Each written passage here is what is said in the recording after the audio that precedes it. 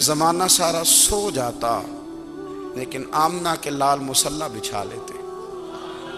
دنیا سو گئی ساری، سب سو گئے، جو خدام تھے، وہ جو غلام تھے، وہ سو گئے۔ صحیح مسلم نے لفظ ملیں گے، سیدہ پاک فرماتی ہیں او میرے نبی کے غلاموں، میں نے یہ رنگ بھی دیکھا ہے کہ حضور نے اتنا کھڑے رہے، اتنا قیام کیا، اتنا قیام کیا کہ مقدس پیروں میں ورم آ گئے، سوج گئے پیر، اور ساری رات ہی حضور نے نماز پڑھی اور ایک ہی آیت بار بار دہرائی۔ مسجد نبوی میں بلال حبشی نے فجر کی اذان دے دی اور حضور ابھی مصلی پہ تھے۔ کریم فارغ ہوئے، میں نے عرض کی یا رسول اللہ صلی اللہ علیہ وسلم، آپ کے تو صدقے اللہ اگلے پچھلوں کے گناہ معاف کرے گا۔ تو حضور نے فرمایا عائشہ تم نے گنوایا ہے نا میرے اللہ کی مجھ پر کتنی رحمت ہے، افلا اکون عبدا شکورا، فرمایا اگر اس نے اتنی نعمتیں دی ہیں تو کیا میں اس کا شکر گزار بندہ نہ بنوں، میں شکر گزار بندہ نہ بنوں اس کا؟ پھر اگر اتنی نعمتیں اس نے دی ہیں، مجھے اتنا نوازا ہے، تو پھر میں اس کے سامنے سجدے نہ کروں؟ او میرے بھائی، بڑے قابل فخر لوگ ہیں ہم کہ ہم نبی پاک کے غلام ہیں، ہم قابل فخر ہیں کہ نبی کریم کے غلام ہیں۔ کیا کبھی اس غلامی کے شکرانے میں بھی دو نفل پڑھے کہ یا اللہ تیرا شکر ہے تو نے ہمیں حضور کا غلام بنایا ہے؟ یاد رکھیں کہ اپنی روحانی زندگی کو آباد کریں، استغفار پڑھیں، تسبیحات کریں۔ حضرت عبداللہ ابن عمر کو نبی پاک نے فرمایا تھا راجل صالح، یہ نیک بندہ ہے، یہ متقی آدمی۔ حضرت عبداللہ ابن عمر رضی اللہ تعالیٰ عنہ سیدنا فاروق اعظم رضی اللہ تعالیٰ عنہ کے صاحبزادے ہیں، اور ان کی ہمشیرہ سیدہ حفصہ رضی اللہ تعالیٰ عنہ حضور کی زوجہ محترمہ۔ ایک دن اپنی ہمشیرہ سے کہنے لگے کہ نبی کریم صلی اللہ تعالیٰ علیہ وسلم گھر میں آئے نا، اور اگر حضور غم امت میں پریشان نہ ہوں، طبیعت کو حشاش بشاش دیکھو، تو ذرا پوچھنا تو صحیح حضور کا میرے بارے میں کیا خیال ہے۔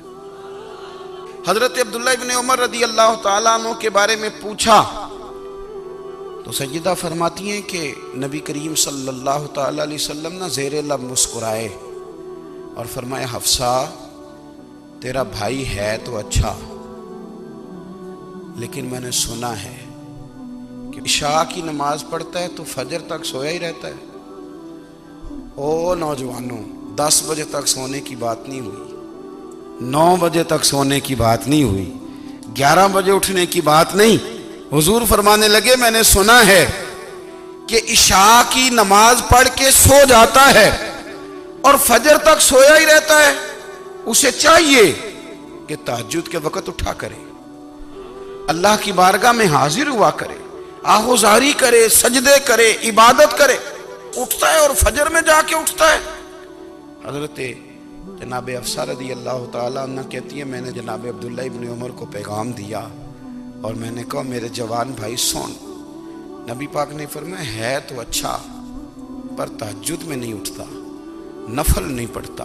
او میری ملت کے جوانوں، مزہ نہیں آ جاتا جب ساری دنیا سوئی ہو، ساری دنیا، اور بستر بھی گرم ہو اور نیند بھی پورا غلبہ کر رہی ہو، اور اچانک گھنٹی بجے دماغ میں، آنکھ کھلے، گھڑی پہ نظر پڑے، 3:30 4 بجے کا پیغام گھڑی بتائے، اور کوئی چڑھتی جوانی والا اٹھ کے وضو کرے، اور جب وہ مصلی کھول کے بچھائے تو مدینے والے محبوب کہتے ہیں کہ ہر نماز پہ رب ثواب دیتا ہے، اور جو اٹھ کے تہجد کی نماز پڑھے اسے دیکھ کے تو رب مسکراتا ہے، جو اس کی شان کے لائق ہے، جو اس کی شان کے لائق، وہ مسکراتا ہے، خوش ہوتا ہے کہ میرا بندہ تہجد میں اٹھ گیا، وہ مسکراتا ہے۔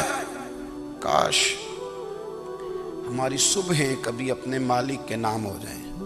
رسول کائنات نے فرمایا، رب کریم فرماتا ہے جب میرا بندہ ہاتھ اٹھاتا ہے نا تو مجھے حیا آتی ہے کہ میں خالی کیسے لوٹا دوں اس کے۔ اتنے بڑے بادشاہ کی بارگاہ میں اپنی روحانی زندگی آباد کریں، اپنے مصلی کو وقت دیں، اور دنیا سے چھپ کر اس موبائل کو بند کر کے اور اپنے آپ سے بھی چھپ کے اور تنہا ہو کے چھپا کے سارا کچھ اپنے آنسو اپنے رب کی بارگاہ میں پیش کریں، اس کے حضور حاضری دیں۔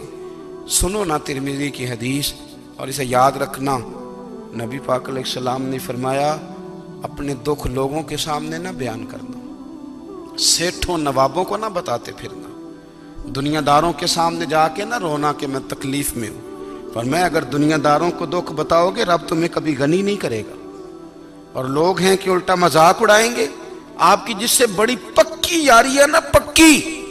لوگوں کی تعلقات آپ کے ساتھ تب تک ہیں جب تک آپ ان سے کوئی ضرورت وابستہ نہیں کرتے۔ کریم محبوب فرمانے لگے بندوں کے سامنے دکھ نہ بیان کرنا، اللہ تجھے کبھی غنی نہیں کرے گا، تو اپنے دکھ اپنے رب کو بتا، تو دعائیں مانگ، تو اس کی بارگاہ میں حاضر ہو، تو اس کے حضور عرض کر۔ فرمایا اپنے دکھ اپنے رب کو بتا، وہ جلدی کرے یا دیر سے کرے تجھے ساری دنیا سے بے نیاز کر دے گا، تجھے کسی کا محتاج نہیں رہنے دے گا۔ حضرت ابو الحسن رحمۃ اللہ تعالی علیہ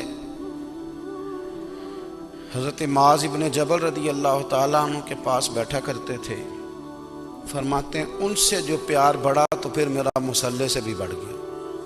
تابعی ہیں، فرماتے ہیں صحابی رسول سے محبت ہوئی تو ذکر سے بھی ہو گئی، پھر درود شریف سے بھی ہو گئی، محبت ان سے بڑھی تو پھر اللہ نے مسجد کا پیار بھی بڑھا دیا۔ آپ فرماتے ہیں کہ میری ہر وقت طبیعت چاہتی تھی کہ بس اللہ اللہ کروں، بس اللہ اللہ کروں، بس نہ میں ذرا تھوڑی جان چھڑاؤں لوگوں سے، کوئی 10 منٹ ملے تو میں کوئی 4 نفل پڑھ لوں، میں تھوڑا سا نہ بچوں لوگوں سے، اور مجھے تسبیح ملے تو میں نہ کوئی 400-500 دفعہ استغفار پڑھوں، سبحان اللہ، الحمدللہ، اللہ اکبر، لا حول ولا قوت الا باللہ، میں نہ تسبیحات پڑھوں۔ فرماتے ہیں کہ بچے تھے گھر میں 6-7، غربت تھی، کام ملتا کوئی نہیں تھا، اور میں کام چور نہیں تھا، کام ڈھونڈتا تھا، پر اللہ کی قدرت کے کام نہیں ملتا تھا۔ فرماتے ہیں کہ میں نے ایک دن اپنی اہلیہ سے کہا کہ آج میں پھر جاتا ہوں کام ڈھونڈنے، تو میری بیوی بڑی فرما بردار تھی، پر اس دن نہ غربت کے ہاتھوں تنگ آ کے کہنے لگی آج نانا کوئی تو چیز لے کے آیا، تو مجھ سے بچوں کی بھوک نہیں دیکھی جاتی، یہ سب روگاندہ روگ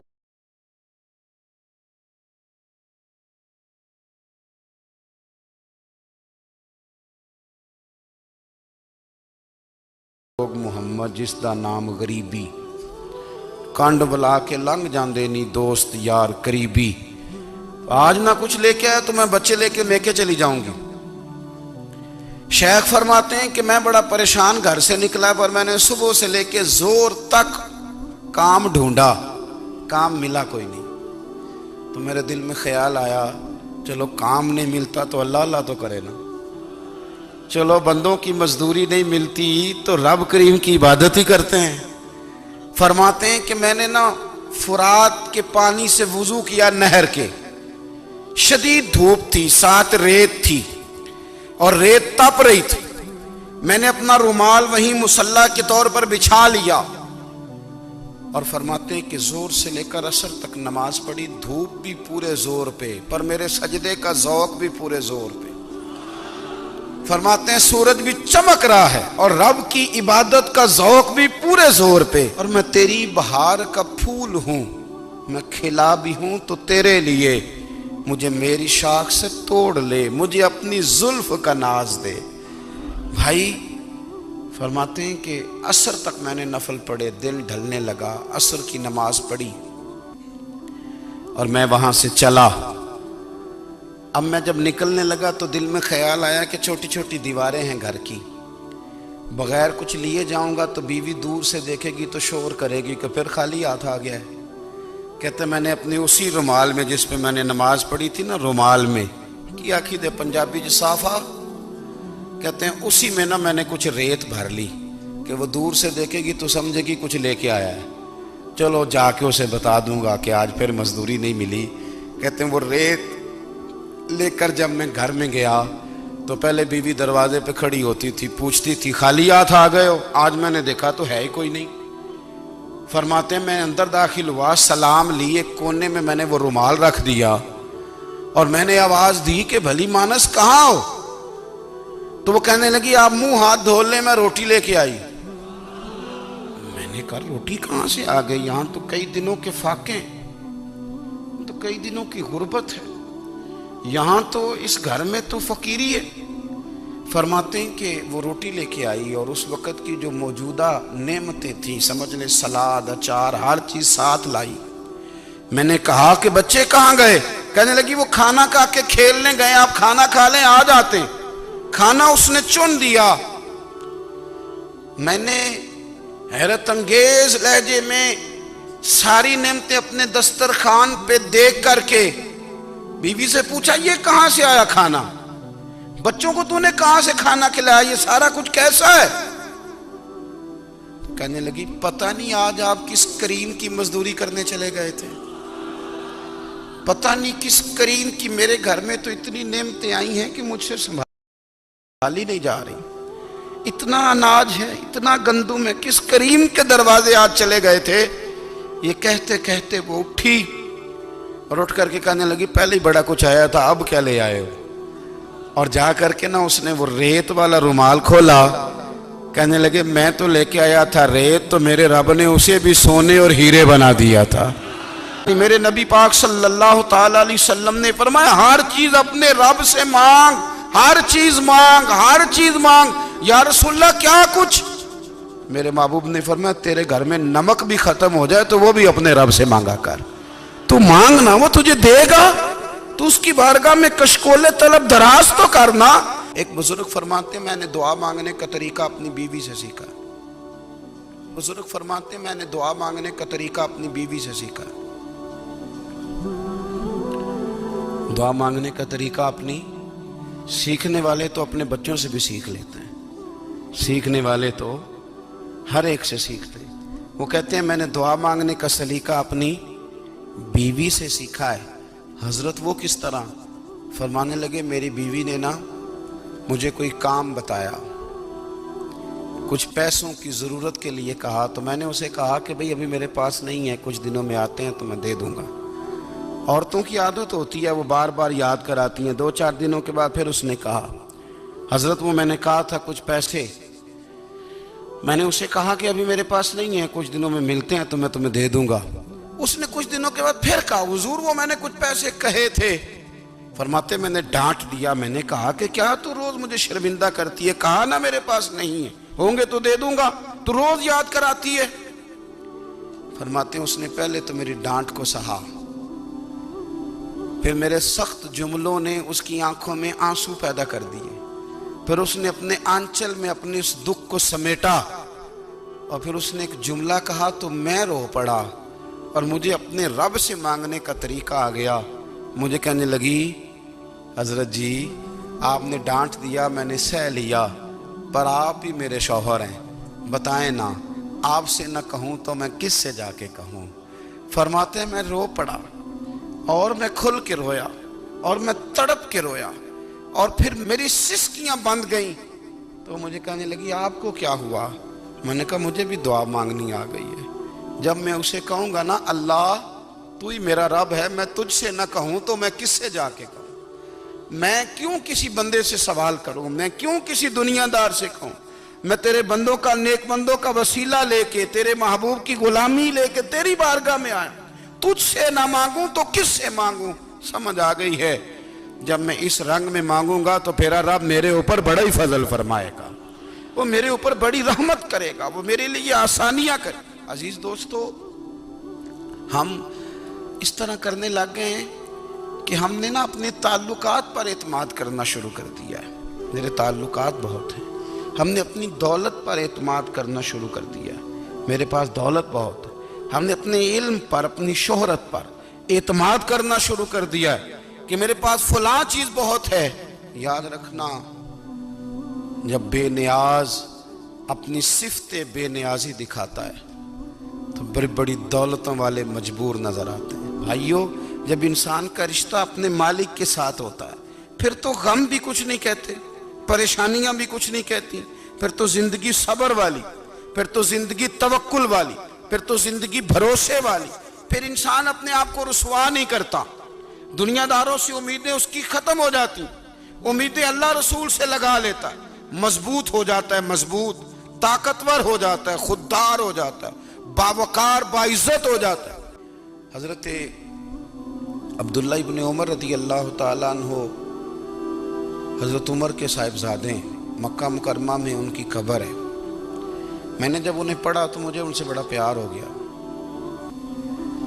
لیکن آپ کو پتہ ہے وہاں جا کے کسی شخص کا مزار تلاش کرنا یا پوچھنا ایک مشکل کام ہوتا ہے۔ تو ایک دفعہ میں مکہ شریف میں حاضر تھا، تو ایک گاڑی والا ڈرائیور مجھے کہنے لگا کہ مولانا میں آپ کو جانتا ہوں، مجھے آپ سے محبت ہے، ایک بات بتاؤں آپ کو؟ میں نے کہا بتاؤ۔ کہنے لگے حضرت عبداللہ ابن عمر کی قبر دیکھنی ہے۔ میں نے کہا یہ تو نہیں کہہ رہا، یہ کسی نے بندوبست کرایا ہے، یہ اللہ نے تیرے دل میں بات ڈالی ہے، یہ ہو گیا، تو لے چل مجھے۔ حضرت بہلول دانا رحمۃ اللہ علیہ بیٹھے تھے، تو ہارون رشید حج کر کے آ رہا تھا، تو رستے میں حضرت شیخ سے ملاقات ہو گئی، تو السلام علیکم کے بعد کہنے لگا حضور کوئی حکم ہو تو بتائیے گا۔ تو حضرت بہلول دانا فرمانے لگے تیرا رب کون ہے؟ اس نے کہا اللہ۔ تو فرمایا میرا کون ہے؟ کہا اللہ۔ فرمانے لگے تو بڑا ہی بیوقوف ہے، کیا تو یہ سمجھتا ہے کہ رب ہارون رشید کو تو دے گا اور بہلول دانا کو بھول جائے گا؟ تیرا بھی وہی رب ہے، میرا بھی وہی رب ہے، اس نے اگر تجھے دے کے آزمایا ہے تو ہو سکتا ہے مجھے نہ دے کے آزما رہا ہو، جب اس کی حکمت کے تقاضے ہوں گے تو عطا کرے گا اور دے گا۔